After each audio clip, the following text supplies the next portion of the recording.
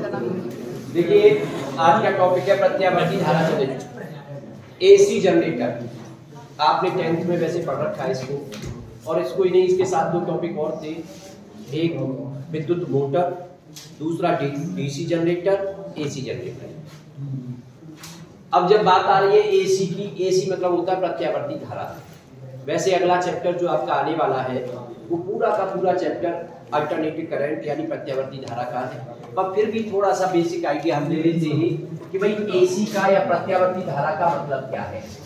और दूसरा होता है विद्युत धारा, उसको शॉर्ट में कहते हैं डीसी, डायरेक्ट करंट, और एक अल्टरनेट करंट। एसी का मतलब है अगर आप करंट की बात कर रहे हैं या वोल्टेज की बात कर रहे हैं, मान लीजिए V ले रहे हो या फिर I ले रहे हो, वोल्टेज ले लो एसी या धारा ले लीजिए, और उसे समय के साथ आप देख रहे हैं, तो समय के साथ उसमें जो परिवर्तन है वो साइनसॉइडली परिवर्तन हो रहा है। साइनसॉइडली का मतलब है जो चेंज आ रहा है वो साइन के फॉर्मेट में आ रहा है। साइन के फॉर्मेट का मतलब जैसे बाई लेते हो कि by a sin omega t, तो अब बाई में जो परिवर्तन हो रहा है वो साइन पर डिपेंड कर रहा है, इसलिए उसको कहते हैं साइनसॉइड। कॉस पर डिपेंड कर रहा हो उसको भी बोलते हैं साइनसॉइड। ठीक है, तो ज्यावक्रिय हिंदी में बोलते हैं उसको, ज्यावक्रिय परिवर्तन साइन पर डिपेंड कर रहा है, तो वो कर्व इस तरीके का आता है। दूसरा, अगर आप डीसी की बात करते हो तो डीसी वोल्टेज या फिर जो करंट होगी वो टाइम के साथ कांस्टेंट रहेगी, उसमें कोई चेंज नहीं आएगा। तो वास्तव में अल्टरनेट करंट का मतलब है, अल्टरनेट करंट या अल्टरनेट वोल्टेज जो होती है वो समय के साथ बदलती रहती है। पहले जीरो से शुरू हुई, मैक्सिमम तक गई, फिर लौट करके जीरो पे, फिर अपोजिट डायरेक्शन में, डायरेक्शन भी बदल गई फिर आधे चक्कर के बाद। देखिए ये ऊपर वाला जो आधा चक्कर हुआ और उस आधे चक्कर के बाद नीचे डायरेक्शन बदल गई, फिर से ऊपर जाएगा तो फिर से डायरेक्शन बदल गई। यानी परिपथ में जब एसी प्रत्यावर्ती जो धारा है वो प्रवाहित होती है तो उसकी दिशा बार बार बदलती रहती है, और ऐसा 1 सेकंड में 100 बार होता है। इसीलिए जो बल्ब होते थे वो बल्ब जो होते हैं 1 सेकंड में 100 बार जलते हैं, 100 बार बुझते हैं, क्योंकि इसकी जो फ्रीक्वेंसी होती है 50 हर्ट्ज होती है। फ्रीक्वेंसी का मतलब 1 साइकिल है ये पूरा, और ऐसे उसमें 50 साइकिल बनते हैं। तो इंडिया में जो यूज होती है एसी, उसकी फ्रीक्वेंसी 50 हर्ट्ज है।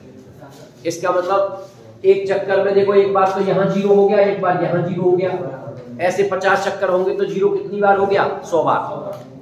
तो 100 बार जीरो हो जाएगा, इसका मतलब बल्ब 100 बार बुझ जाएगा और 100 बार जल जाएगा। आप लोगों ने देखा होगा, वैसे हमारी आंखों की इतनी कैचिंग पावर नहीं है कि हम इतनी कम समय में और उसके जलने और बुझने को देख सकें, लेकिन फिर भी अगर आप देखना चाहें कभी तो वीडियो बनाना और स्लो मोशन में देखना, तो आप देखेंगे कि जो लाइट है वो लप लप कर रही है, यानी जल रही है और बुझ रही है, तो आपको वो दिख जाएगा स्लो मोशन। ठीक है, फिलहाल खैर बस बेसिक बात कर रहे हैं। एसी का मतलब जो इस तरह से बदल रहा है, डीसी का मतलब जो कांस्टेंट रहता है। और वास्तव में यहाँ मेन बात आ रही है उसकी डायरेक्शन को बदलने से। आधे चक्कर में डायरेक्शन एक तरफ, तो आधे चक्कर में डायरेक्शन दूसरी तरफ। ठीक है, अब बात करते हैं जनरेटर। जनरेटर का नाम तो आप जानते हैं भाई, जनरेटर का मतलब बिजली पैदा करने वाला, और बिजली भी ऐसी पैदा कर रहा है, डीसी वाली नहीं, एसी वाली, यानी प्रत्यावर्ती विद्युत धारा बना रहा है वो, किससे? मैकेनिकल एनर्जी से, तो उसको कहते हो आप एसी जनरेटर। तो सिंपल सी बात है, अगर एसी जनरेटर कभी आ जाए तो आप पहले तो एक लाइन लिख दोगे, एसी जनरेटर जो होता है ये यांत्रिक ऊर्जा को या यांत्रिक कार्य को प्रत्यावर्ती विद्युत धारा में परिवर्तित कर देता है। फिर उसके बाद बात आएगी कि भाई इसका सिद्धांत क्या है।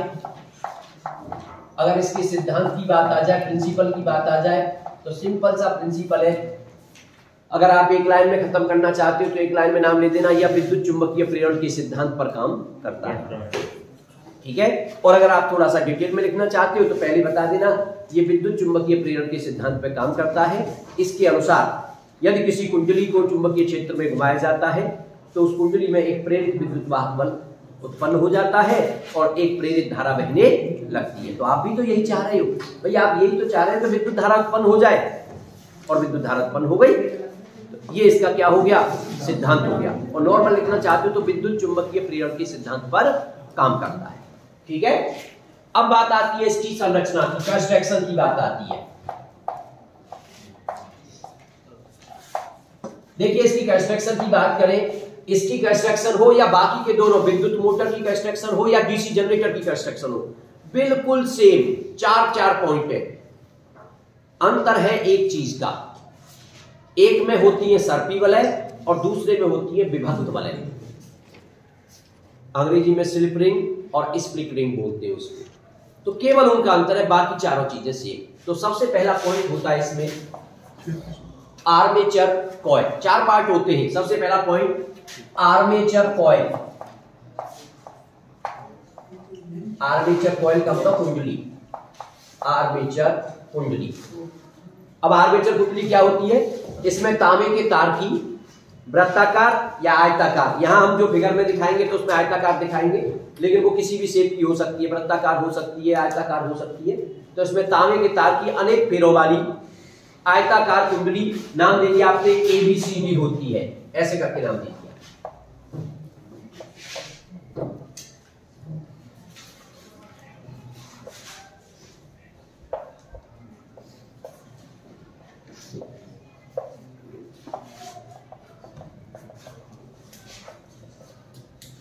ये नाम दे दिया A, B, C और D।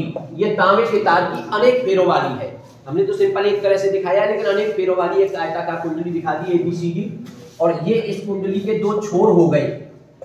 भाई जब तार होगा तो तार के 2 किनारे होंगे, 2 सिरे होंगे उसके, तो एक सिरा ये हो गया और दूसरा सिरा ये हो गया।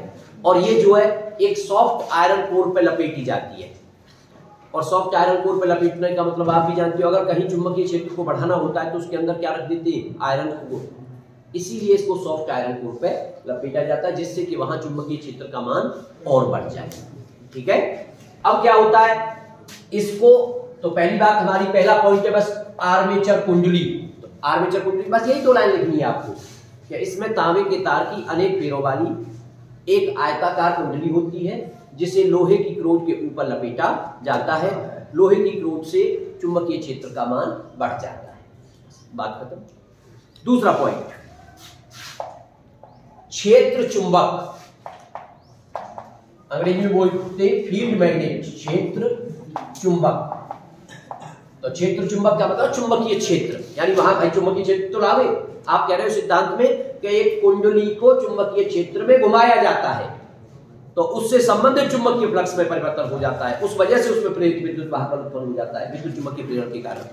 तो अब फील्ड तो चाहिए ना, तो चुंबकीय क्षेत्र चाहिए। तो चुंबकीय क्षेत्र के लिए यहाँ पे 2 कोण के पोल होते हैं, नॉर्थ और साउथ। ये नॉर्थ हो गया आपका और ये आपका साउथ हो गया। ये जरूरी नहीं है कि ये सिंपल मैग्नेटिक पोल हो। मैग्नेटिक पोल का मतलब आप समझ रहे हो ना भाई, आप जैसे छड़ चुंबक लेते हो, जरूरी नहीं है कि ऐसे पोल हो। ऐसा भी हो सकता है कि इसको इलेक्ट्रोमैग्नेट से तैयार किया गया हो। इलेक्ट्रोमैग्नेट का मतलब आप जानते हो ना, इलेक्ट्रोमैग्नेट का मतलब वैसे 10th क्लास में भी पढ़ाया जाता है, लेकिन फिर भी एक बात ध्यान दीजिए। इलेक्ट्रोमैग्नेट का मतलब है कि अगर आप कोई कॉइल लेते हो और कॉइल में विद्युत धारा प्रवाहित कर देते हो तो वो बन जाता है चुंबक। उस चुंबक को कहते हैं इलेक्ट्रोमैग्नेट, यानी विद्युत से उत्पन्न होने वाली चुंबक। उसकी खासियत क्या है और फायदा क्या है? उसकी पहली खासियत तो ये, जब तुम चाहो तब तो चुंबक बनेगा और जब नहीं चाहोगे तब नहीं बनेगा। यानी जब विद्युत धारा प्रवाहित कर दोगे तब तो चुंबक का काम करेगा, और स्विच को ऑफ कर दोगे तो फिर वो चुंबक का काम नहीं करेगा। तो पहला काम, यानी आवश्यकता पड़ने पर जब जरूरत हो तब चुंबक बना लेंगे। दूसरी बात, जितना ज्यादा चाहो स्ट्रॉन्ग कर सकते हो, क्योंकि उसमें जितने नंबर ऑफ टर्न्स आप ले लोगे उतना ही वो स्ट्रॉन्ग हो जाता है। भाई एक तरह से सोलेनॉइड की तरह है, V = म्यू नॉट Ni। अब V = mu naught Ni, number of turns बढ़ा रहे हो, V की वैल्यू बढ़ रही है। ठीक है ना, तो 2 फायदे हो गए। इसीलिए आजकल क्या होता है, जो मोटर बनती है, बड़ी बड़ी जो हैवी मोटर बनाई जाती है, उसमें चुंबकीय क्षेत्र जो लिया जाता है वो नॉर्मल चुंबक से नहीं लेते, बल्कि वो इलेक्ट्रोमैग्नेट से लेते हैं। और आपने भी देखा होगा, अगर गांवों में तुम्हारे घर में ट्यूबवेल वगैरह होगी, उसकी मोटर होगी, और कभी वो मोटर फूक जाती है तो उसका जो खुद का फ्रेम होता है ना, एक तो उसके अंदर साफ्ट डाली जाती है, साफ्ट के ऊपर अलग कॉइल लपेटी जाती है, लेकिन जो फ्रेम होता है ना, फ्रेम के अंदर भी कॉइल भरी जाती है। तो फ्रेम के अंदर जो कॉइल भरने का काम कर रही है वो ये वाली मैग्नेट का काम कर रही है, जिनके पोल भी अपने आप ही कैसा हो गया, कर्व टाइप का हो गया। ठीक है ना, तो उसमें जो कॉइल भरी जाती है वो क्षेत्र चुंबक का काम करती है। बात समझ में आ गई ना? तो सिंपल सी बात है, लेकिन आप जब लिखोगे तो बड़ा सिंपल 2 लाइन में बात खत्म कर दोगे। क्षेत्र चुंबक यानी यहाँ पर एक शक्तिशाली चुंबकीय क्षेत्र के लिए 2 मैग्नेटिक पोल, वो भी कैसे, अवतलाकार 2 मैग्नेटिक पोल नॉर्थ और साउथ लिए जाते हैं या इसके स्थान पर इलेक्ट्रोमैग्नेट का यूज किया जाता है। बात खत्म। 2 पॉइंट आपके क्लियर संरचना में। तीसरा जो पॉइंट है ना, ये इंपॉर्टेंट उस हिसाब से है कि आप क्या चीज पढ़ रहे हो। आप विद्युत मोटर पढ़ रहे हो, आप डीसी जनरेटर पढ़ रहे हो, या फिर आप एसी जनरेटर पढ़ रहे हो, क्योंकि जो चेंज होना है वो इसी में होता है। और वो होता है यहां पर, वो है सर्पी वलय, स्लिप रिंग्स। तो यहां बोलते हैं उसको सर्पी वलय। वलय का मतलब आप जानते हो, वलय रिंग को कहते हैं। तो यहां पर क्या होता है, तांबे की, कॉपर की रिंग बना ली जाती है। रिंग का मतलब ऐसे करके ये रिंग बना दी जाती है, ऐसे मान लो, चलिए ऐसे करके मान लेते हैं, ये रिंग बना दी जाती है ऐसे करके, एक कॉपर, ये रिंग हो गई। तो इस तरह की यहाँ पे कॉपर की 2 रिंग होती है। अब वो रिंग कहाँ होंगी, ये जो शाफ्ट होती है ना भाई, ये जो कॉइल है वो एक शाफ्ट के ऊपर लपेटी गई है, तो ये जो रिंग होती है इस शाफ्ट के पे लगी होती है। जैसे मान लीजिए एक रिंग ये लगी है, ये एक रिंग है। और एक चीज और, ये जो हमारी जो कुंडली थी जिसको आप आर्मेचर कॉइल कह रहे हो, आर्मेचर कॉइल का एक सिरा इस रिंग से जोड़ दिया गया, ये जोड़ दिया इससे। अब एक और दूसरी 2 रिंग होती है, सर्पी वलय जो है वो आपकी 2 है। मान लो नाम दे दिया आपने R1 एंड R2, कॉपर की 2 सर्पी वलय है। इनमें से एक वलय को आपने यहां लगा दिया और ये जो कुंडली थी उसके एक सिरे को इससे जोड़ दिया, उसके एक एंड को, और दूसरा एंड इसके नीचे से निकालते हुए आप उसको लेके जा रहे हैं, लेकिन वो इस R1 को टच नहीं कर रहा है। इसका नाम दे रहे हो आप R1, वो R1 को टच नहीं कर रहा है बल्कि उसके नीचे से निकलता हुआ जा रहा है। ठीक है ना? अब वो किसको टच कर रहा है, दूसरी एक और रिंग लगी हुई है,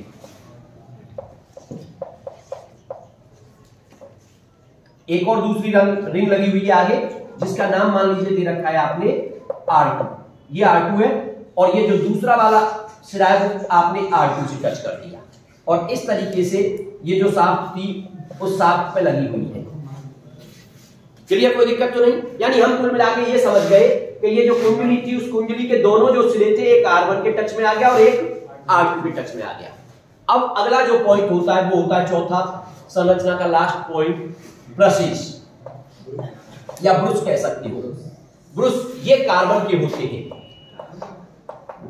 ये भी 2 होते हैं, नाम दे दिया B1 एंड B2, ये कार्बन के 2 ब्रुश होते हैं।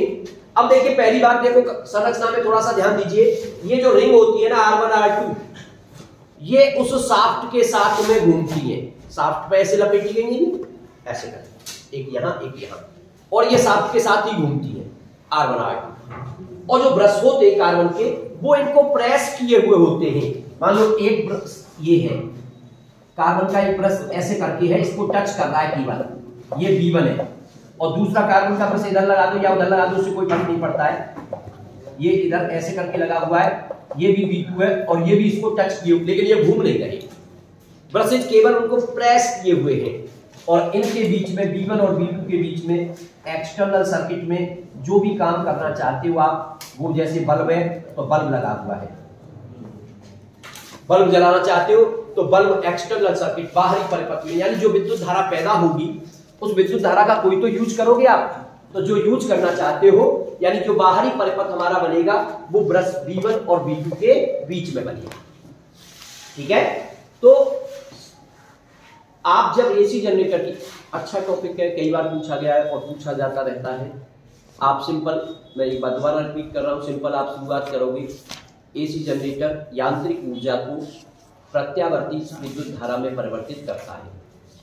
सिद्धांत, ये विद्युत चुंबकीय प्रेरण के सिद्धांत पे काम करता है। चाहो विद्युत चुंबकीय प्रेरण की परिभाषा लिख देना। तीसरा, संरचना में इसके 4 पार्ट होते हैं। पहला पार्ट आर्मेचर कॉइल, तांबे के तार की अनेक सिरों वाली एक कुंडली होती है, आयताकार कुंडली, चित्र के अनुसार ABCD होती है। ठीक है ना? इसी को आप आर्मेचर कॉइल कह रहे हो, जो कि एक लोहे की शाफ्ट पे लगी होती है। लोहे की शाफ्ट से इसका यहाँ चुंबकीय क्षेत्र का मान और बढ़ जाता है। दूसरी बात, क्षेत्र चुंबक, यानी यहाँ पर शक्तिशाली मैग्नेटिक फील्ड के लिए 2 चुंबकीय पोल नॉर्थ और साउथ होते हैं, या फिर एक्स कह सकते हो, इनकी जगह पे इलेक्ट्रोमैग्नेट विद्युत चुंबक का उपयोग किया जाता है। तीसरा सर्पी वलय, इसमें कॉपर की, तांबे की 2 सर्पी वलय होती है, 2 रिंग होती है, 2 छल्ले होते हैं, चौड़े कह सकते हैं, 2 चौड़े छल्ले होते हैं जिन्हें R1 R2 कह रहे हैं, और वो उस लोहे की साफ्ट पे लगे होते हैं, चित्र के अनुसार बोल सकते हो, साफ्ट पे लगे होते हैं और साफ्ट के साथ वो घूमते हैं। जब साफ्ट घूमेगी तो वो भी घूमेंगे। ठीक है। अगला पॉइंट, ब्रशेस, इसमें कार्बन के 2 ब्रश होते हैं जो रिंग R1 और R2 को केवल प्रेस किए हुए होते हैं, वो उनके साथ में घूमते नहीं है।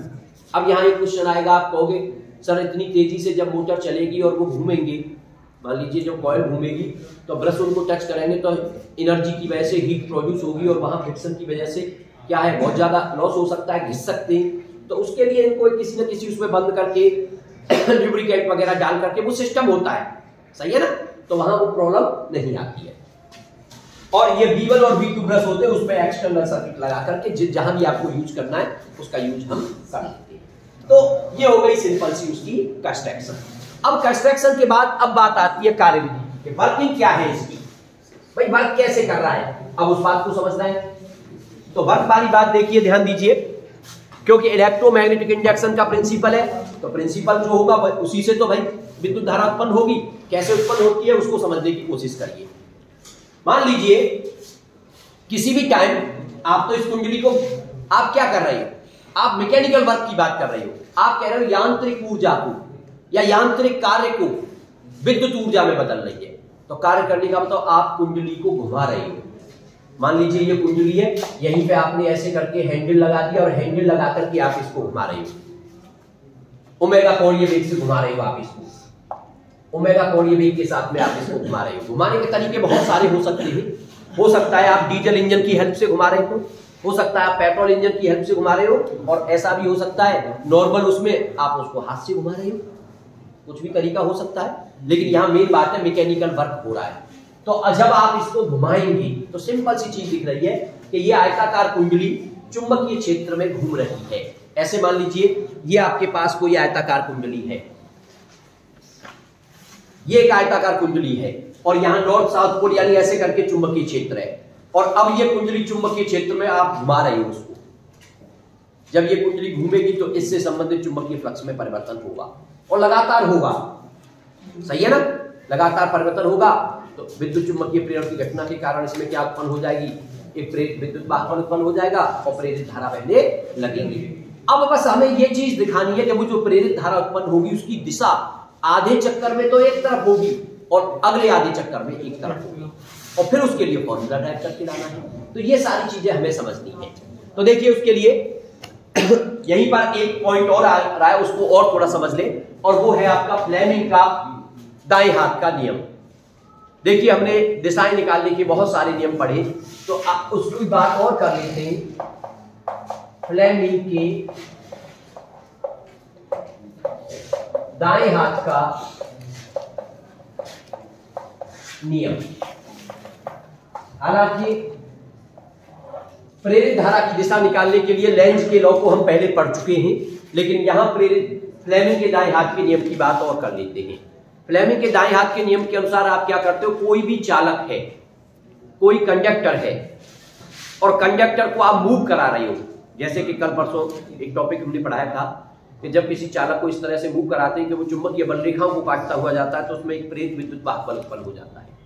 तो चालक को अगर मूव करा रहे हो और चालक में विद्युत धारा उत्पन्न हो रही है, तो उस विद्युत धारा की दिशा ज्ञात करने के लिए फ्लेमिंग के दाएं हाथ के नियम का यूज करते हैं या लेंज के नियम का यूज करते हैं। ठीक है, तो दाएं हाथ के नियम का यूज कैसे करेंगे, बायां हाथ हो या दायां हाथ हो, फ्लेमिंग के नियम दोनों इसी तरीके से दिए जाते हैं। तो दाएं हाथ की बात कर रहे हैं तो सबसे पहले तो ये श्योर हो जाना कि आप दाएं हाथ को यूज कर रहे हो।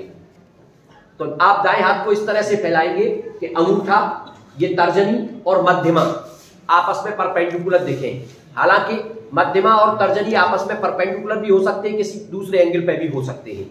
0 से लेके 90 या 90 से ज्यादा तक का एंगल हो सकता है, कोई प्रॉब्लम नहीं है, लेकिन अंगूठा always perpendicular to both lines, both fingers. ठीक है, अंगूठा दोनों उंगलियों पे हमेशा क्या होना चाहिए, लंबवत होना चाहिए।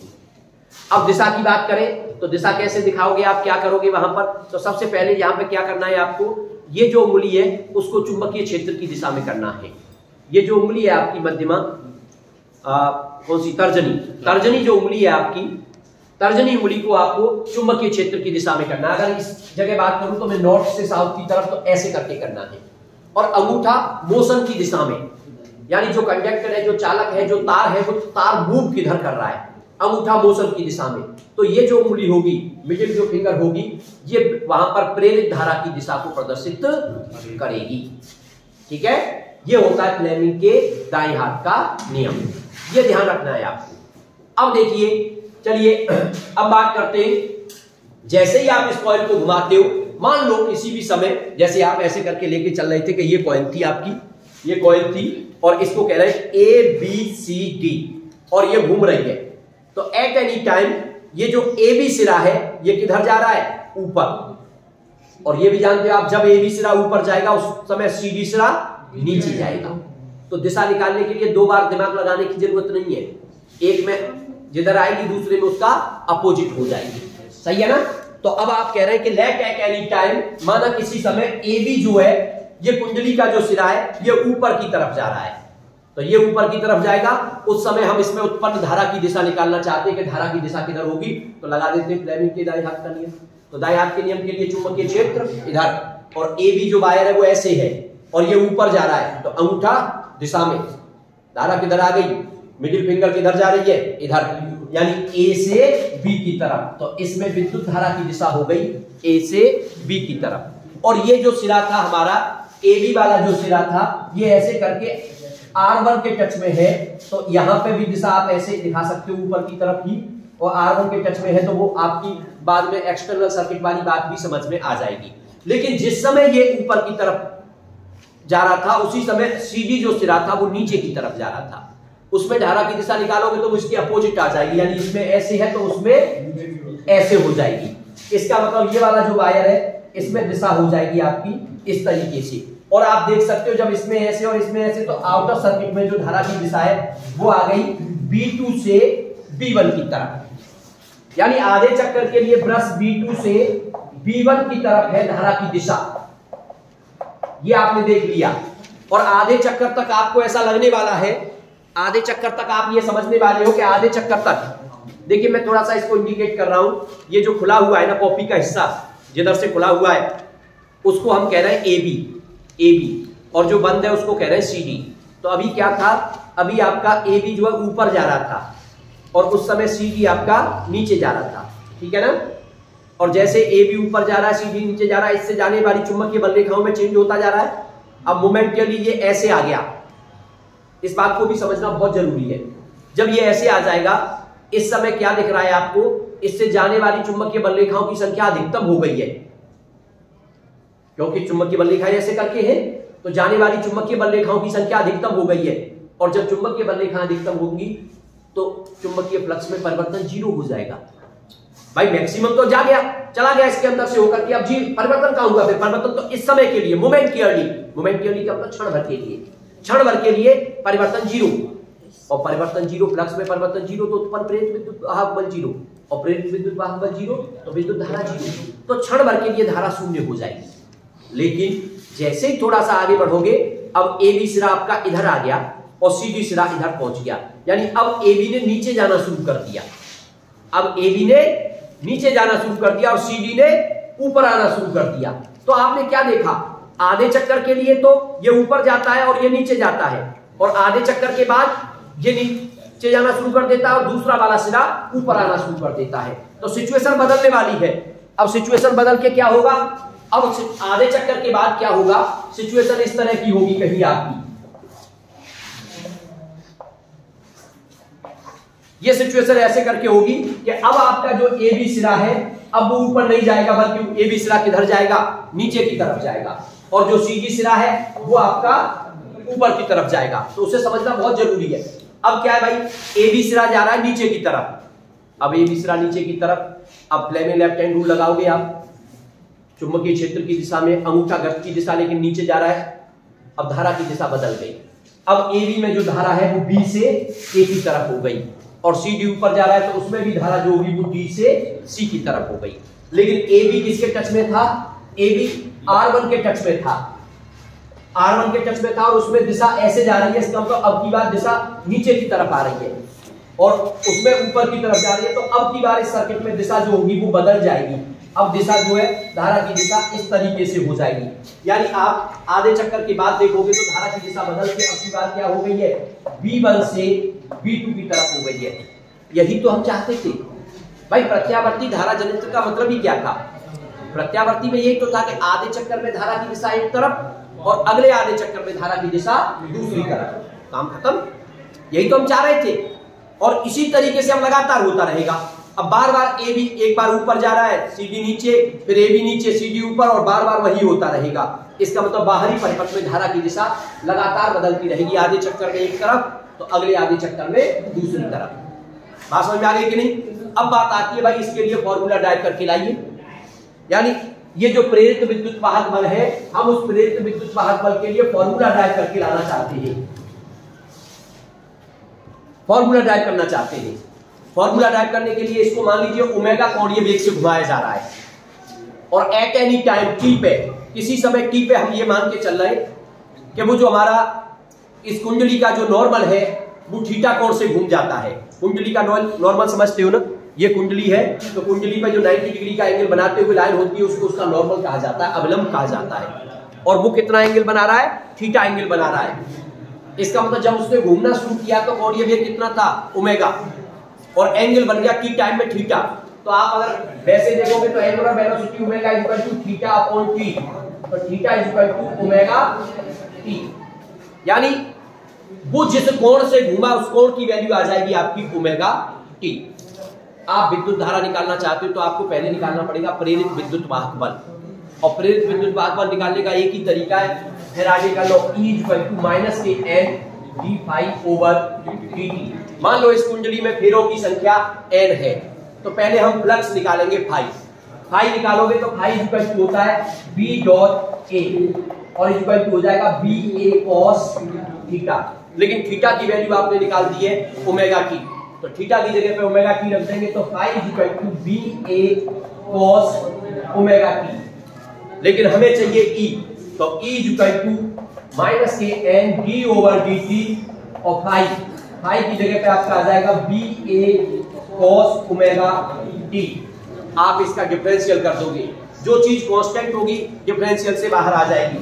E इक्वल टू माइनस के n b a d over dt cos omega t, cos omega t का डिफरेंशियल माइनस के sin ओमेगा t, लेकिन साथ ही साथ ओमेगा t और है तो ओमेगा टी का करेंगे तो ओमेगा और आ जाएगा, इतना तो जानते सब लोग। इसका मतलब ये हो गया भाई साइन और माइनस का आ रहा है तो minus minus plus sign omega T और इनटू में आगे ओमेगा और आ जाएगा, और आप ओमेगा को ध्यान दियाओगे तो E equal to n d a omega sine omega t. ये आपका निकल करके आ गया E का फॉर्मूला, जो प्रेरित विद्युत वाहक बल था उसके लिए फॉर्मूला ड्राइव होके आ गया। मान लीजिए साइन की वैल्यू मैक्सिमम कब होती है? मैक्सिमम होती है वन वैल्यू, और वो भी कितने पर? 90 डिग्री पर। तो मैक्सिमम के लिए, फॉर मैक्सिमम प्रेरित विद्युत वाहक बल के लिए साइन ओमेगा टी की वैल्यू 1 होनी चाहिए। तो 1 होगी तो E की वैल्यू को मैक्सिमम को E नॉट कह देते हैं, वास्तव में उसको बोलते हैं पीक वैल्यू, शिखर मान, वोल्टेज का शिखर मान।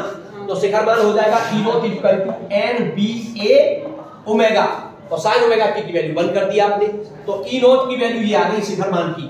अब आप फॉर्मूले को इस टर्म में ला सकते हो, तो E equal to n b a omega की जगह पे वहां E नॉट रख देंगे और ये हो जाएगा साइन ओमेगा टी। इस तरीके से प्रेरित विद्युत वाहक बल, वो भी कैसा? प्रत्यावर्ती प्रेरित विद्युत वाहक बल, E इक्वल टू आ गया E not sine omega T. अगर आप धारा निकालना चाहते हो I इक्वल टू होता है E अपॉन R, E की जगह पे E not sine omega T upon R, और E नॉट अपॉन R को लिख देंगे I नॉट। तो इस तरह से विद्युत धारा का मान आ गया I equal to I naught sine omega t. तो आपने प्रत्यावर्ती विद्युत वाहक बल भी निकाल दिया, प्रत्यावर्ती विद्युत धारा भी निकाल दी, और आप क्या देख रहे हो?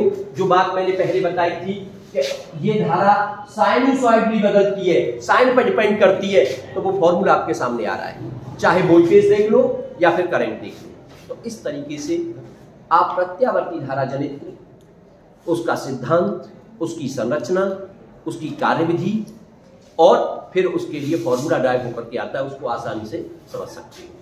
और एक चीज का ध्यान देना है, जो मोमेंटियरली जीरो हुई थी तो आप साइन में वैल्यू जीरो होती है भाई, जब एक चक्कर की बात करोगे तो कहां कहां जीरो होगी वो आप समझेंगे, और वो तभी होता है जब चुंबकीय फ्लक्स उससे संबंधित मैक्सिमम हो जाए, उस समय परिवर्तन शून्य हो जाता है। ठीक है, चलिए।